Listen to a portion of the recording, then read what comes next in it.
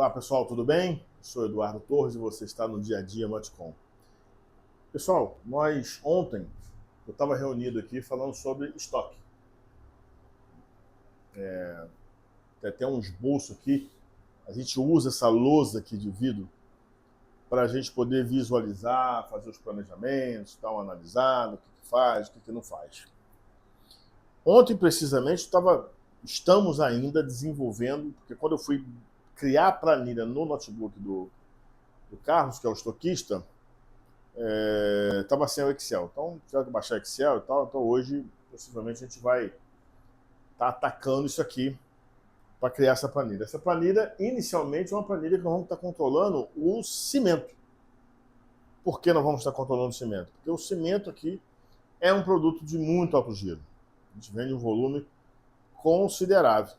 Como outros vídeos, você vai ver aí a operação, como é que ela roda aqui em relação a isso. E nós temos alguns problemas em relação a isso. Por quê? Marcas de cimento diferentes. O nosso estoque não estava certo, não estava atualizado. Estamos nesse processo. O Carlos está aí nesse processo com a gente, atacando esse estoque. Eu vou mostrar um pouquinho no quadro para vocês daqui a pouco como a gente está trabalhando. Depois que tiver tudo organizadinho, João, nós vamos criar uma... Como é que eu posso dizer? Um programa aí no YouTube, com vários vídeos sobre estoque. Uma aula mesmo com uma sequência, né? Isso, sequencial ali, com vários processos, porque é muito longo, aqui ficaria horas falando com vocês sobre estoque. Tranquilamente, ficaria um dia aqui tranquilamente falando com vocês sobre estoque. E hoje eu vou abordar um pouquinho sobre isso. Então aqui nós estamos com uma planilha que foi criada ontem. Vou só dar uma pincelada nisso aqui, porque o assunto é outro, que eu quero abordar com vocês nesse momento. E aí, como o estoque não está certo, como o estoque não está certo, só um segundinho, pessoal. Então a gente estamos pegando aqui o cimento não está com o estoque certo. E aí o que acontece? A gente tem CP3 aqui, geralmente que trabalha CSN, Campeão e às vezes Nassau. Eu trabalho geralmente com dois tipos de produto, né? O cimento Mauá Ultra Forte, que é uma preferência do meu cliente aqui, quando se trata de um cimento mais forte, que é o Ultra Forte, o Mauá. E o cimento mais barato, CP3.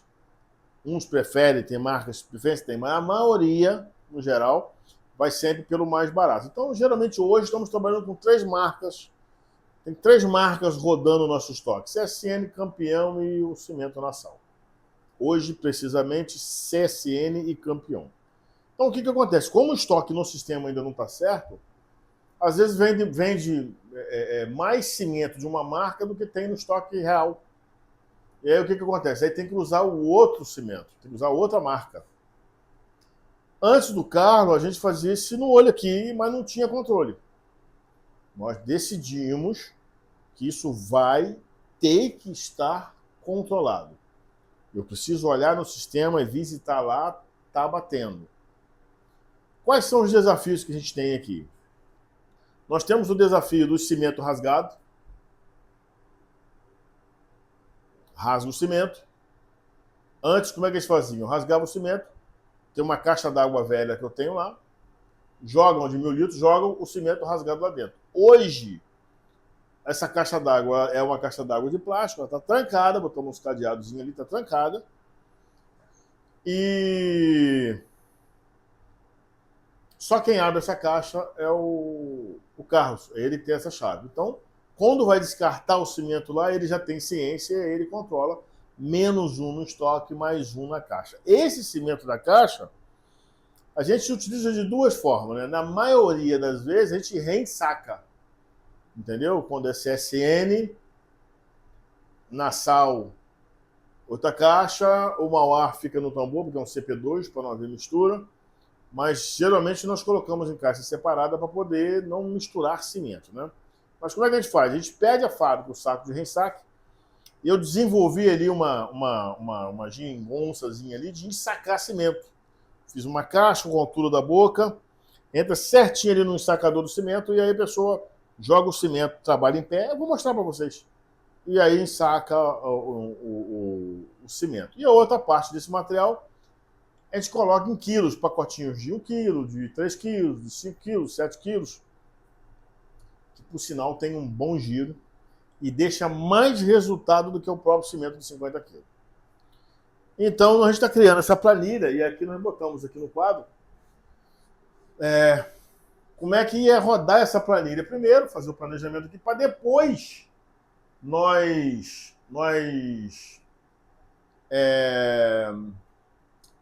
nós colocarmos na planilha. Então jogamos nesse quadro, demos uma visualizada como seria a situação e aí depois a gente jogaríamos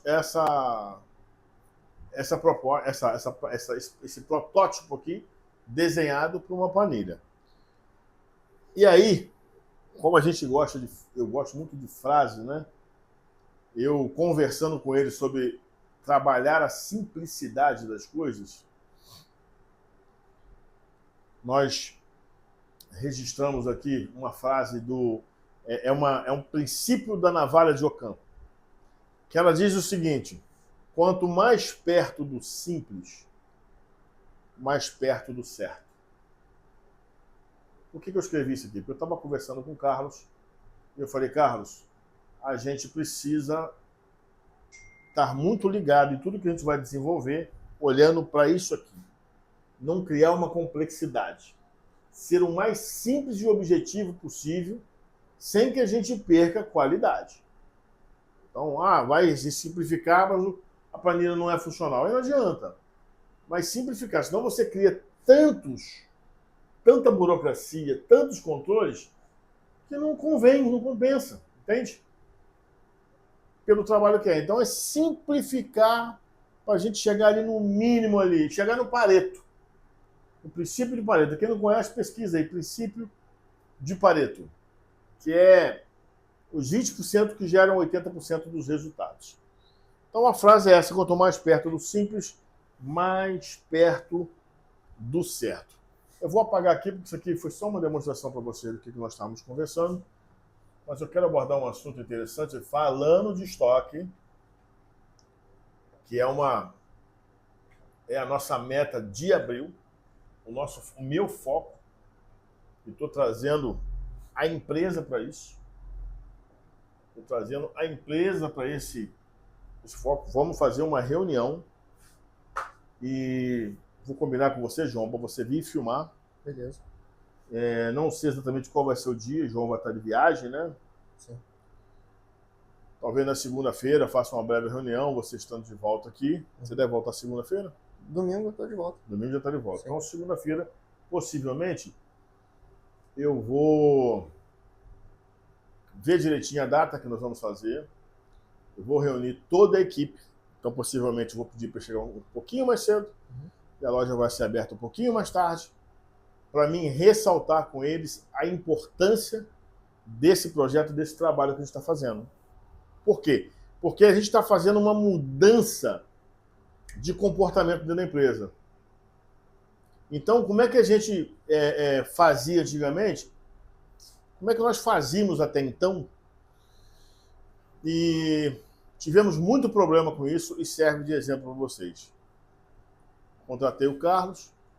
Carlos, cuida do estoque para mim, vamos fazer isso, isso, isso. Trago ele para cá, reúno ele aqui, passo para ele. Mas não trago a equipe, o todo, para entender que agora nós estamos num processo de ajuste, estamos num processo de melhoria de gestão, principalmente do estoque. E todos precisam estar conscientes disso. E não apenas uma reunião, a gente precisa desenvolver uma comunicação. Então, eu acredito que vamos colocar aqui alguns folhetos, alguns cartazes, ressaltando toda a equipe, a preocupação e a responsabilidade, e trazendo para junto da gente aqui a cooperação deles nesse processo de controle de estoque. Porque podem acreditar, na maior parte das vezes, as soluções estão sempre na equipe. Não desmerecendo aí os consultores, os gurus aí da gestão, mas na maioria das vezes as soluções estão aqui dentro de casa. Então a gente para fazer uma reunião, vamos ouvir, vamos conversar, vamos dialogar. O mês de abril vai ser um mês voltado para a gestão do estoque. Vamos estar fazendo outras funções, outras tarefas? Sim. Outros projetos? Sim. Como a questão das entregas, a logística, o planejamento, o mapeamento, essas coisas todas. Mas esse mês de abril, nós vamos estar aí atacando pesado o estoque. Vou botar aqui, ó. Abril.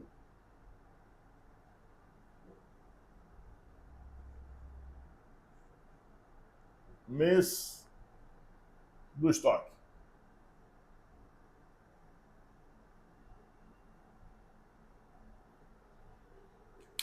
Tá dando para ver, João? Ah, sim.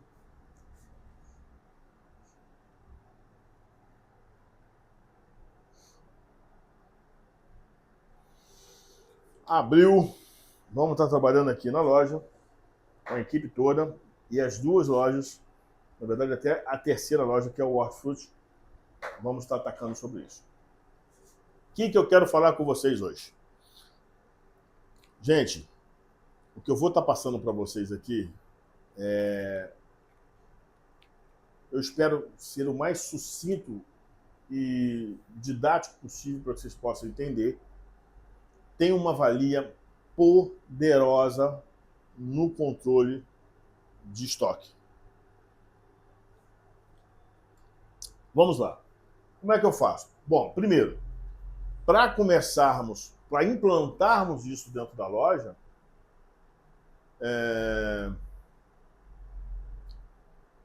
o ideal é que o estoque esteja corrigido dentro do sistema e dentro da loja. O virtual está batendo com o estoque físico, correto? O ideal é isso. Mas mesmo que ele não esteja, ou que você não tenha conseguido, ou que você acerta daqui a pouco está todo desorganizado, já te dá uma direção. Nós temos... outra coisa, extremamente importante. Vou bater novamente na tecla. Você precisa ter um sistema rodando na sua loja. Senão, a gente não consegue fazer esse trabalho. Você tem que ter um sistema rodando, funcionando na loja. Você vai entender por que eu estou falando sobre isso. O que eu controlo aqui? Os produtos dentro da loja, elas têm as categorias e as subcategorias. Vou dar um exemplo. Uma categoria: hidráulica.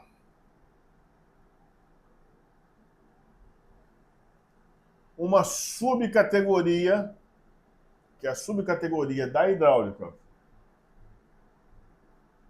conexões soldáveis.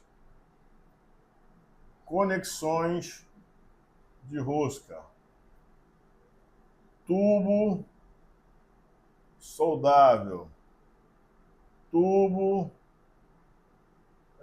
esgoto. Tubo aquaterme, para água quente. Então, categoria hidráulica, subcategoria é a subdivisão dentro da categoria. Nossa, Eduardo, mas para que isso? Para você fazer a gestão. Para você poder olhar para ele e entender vários fatores. Quais são as categorias que mais vendem? E dentro dessas categorias, quais são os produtos que mais vendem? Correto? E aí você vai identificando ali, através... você consegue fazer uma curva ABC dentro de uma categoria. Você não precisa... o sistema, ele não vai fazer apenas uma curva ABC de toda a loja, mas ele consegue fazer uma categoria, uma curva ABC dentro de cada categoria. E aí você consegue entender quais são os produtos, por exemplo, que giram mais, então eu preciso ter um estoque maior deles. Você vai entender quais são os produtos que deixam a participação de resultado melhor, quais são os que deixam um resultado mediano e quais deixam um resultado pequeno. Através disso aí você tem inúmeras gestão. Por exemplo, vamos falar aqui um pouquinho da curva ABC, né? Ó, curva ABC da categoria... Curva ABC da categoria de hidráulica. Tá dando para visualizar, João? Tá sim. E aí eu vou pegar... Eu vou para subcategoria. Ó. Eu vou para subcategoria de hidráulica. Eu vou escolher aqui conexões saudáveis.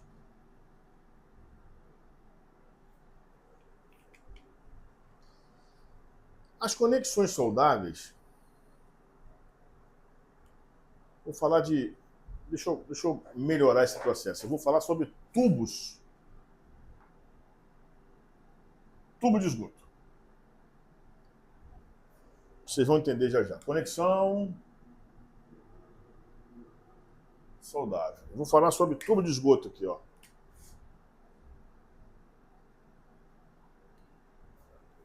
Eu vou atacar aqui, pegar a subcategoria, tubo de esgoto. Tubo de esgoto nós temos até de 200 milímetros, né? Então tem de 200 milímetros, 150, 100, 75, 50 e 40. Na maioria das vezes, as pessoas conhecem o preço desse aqui de cabeça. Qual tubo? Tubo de 100. Tubo de esgoto de 100. A gente fala como um produto notável. Ou seja, o cliente sabe o preço de cabeça. E é um produto de alto giro dentro da loja. Tem o 40, também que gira muito, 50, 75 menos. No meu caso, por exemplo.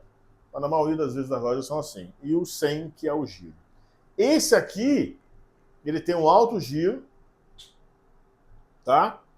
E as pessoas sabem o preço dele de cabeça. Então ele é um produto que possivelmente, se eu pegar subcategoria esgoto aqui, esse aqui, e talvez aqui o 40, no meu caso, estaria na curva A.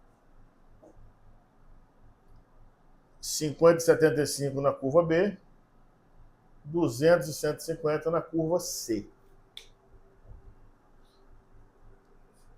O que eu faço aqui? Isso aqui está na curva A. Primeiro que gerenciando o estoque, eu entendo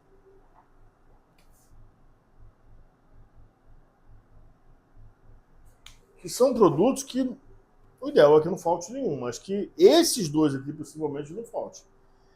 200 e 150, se faltar na loja, o cliente nem sente muito por um curto espaço de tempo, mas é bom que tenha. 200, então, gira muito pouquinho, no meu caso aqui. Mas, mediano, a gente tem aqui os 75, 50, 50 vai quase para curvar também, mas 75, talvez 75, 150 em algumas lojas vai ficar na curva B, 100, 50, 40 curva A, 200 curva C. O que a gente faz com isso aqui? A gente toma a primeira decisão de compra, né? A gente compra mais dos produtos que têm um maior giro e menos do produto que tem menor giro. E aí que muitas das vezes vem uma cereja do bolo que às vezes as pessoas não percebem. Eu estava conversando com um amigo que eu conheci lá em Florianópolis, no treinamento que nós fizemos em outubro, e ele falou comigo sobre isso. Eduardo, a minha loja é uma loja de material bruto, E quando nós começamos, quando eu comecei a fazer a transição para acabamento, eu comprei a linha de metal. Mas a linha de metal ela é muito caro, cara. Você tem que botar muito dinheiro para poder criar uma linha de metal. Eu falei, tá, o que o senhor fez exatamente? Eu tive que comprar um mix, aí a fábrica quer que você compre vários outros produtos, até aquele de menor giro, você precisa ter, é um pacote, né, que a fábrica geralmente faz. Eu falei, tá, perfeito. E ele fez isso. Aí eu conversei com ele da forma como eu desenvolvi. Se tem mais pessoas que fazem isso, beleza, mas eu não tive essa orientação de ninguém, eu tive essa orientação comigo mesmo. Vamos imaginar que isso aqui, os tubos aqui, olha só, eu vou trabalhar com eles e vou começar a trabalhar e eu não sei como é que é o giro deles. Correto? Então, por mais que me digam que o 100 vende mais, 40 vende mais, quando eu vou comprar isso aqui da fábrica, a fábrica fala assim, mas você precisa comprar tantos produtos desse aqui, porque a gente não vende isso aqui, por exemplo, unidade. Esse aqui também não vendemos por unidade.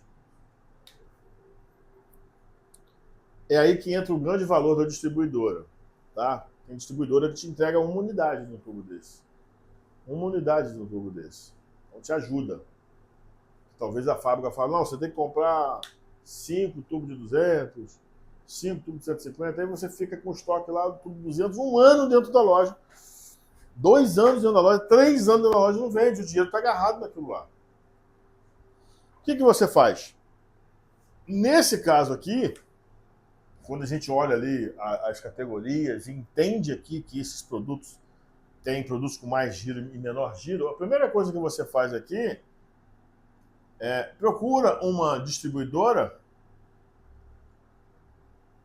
e compra com eles um tubo de 200, uns 2 tubos de 150, para você ter.